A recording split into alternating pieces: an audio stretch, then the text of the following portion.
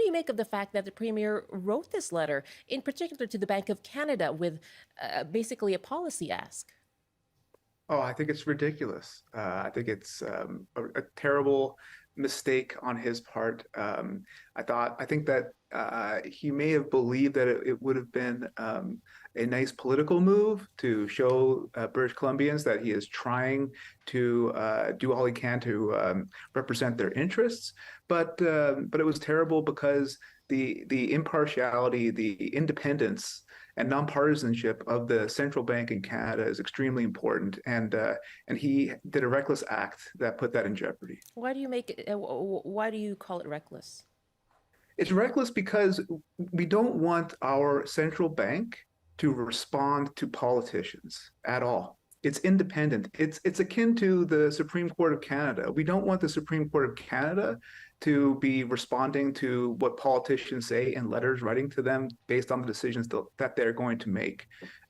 We want the Bank of Canada to follow its mandate to pursue keeping inflation at a target of 2% per year. That's its only job. That's all it's trying to do. And to suggest that in some way it's not considering the full human cost, the people at the Bank of Canada know that inflation is very costly to people, that people really don't like the rising prices. And that's why we're going through the pain of having interest rates rise to try to bring inflation back down.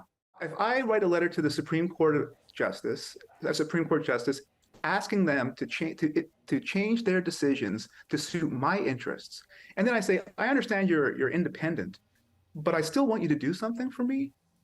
That's just it's gobbledygook, poppycock. I don't know what else to say. The Bank of Canada is going to set its interest rate as they have been determined to do so, independently of David Eby's letter.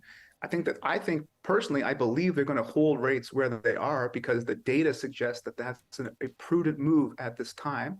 And I hope that the Bank of Canada speaks not just to David Eby, but to all Canadians and all Canadian politicians and restates the importance of the independence of the central bank from politics.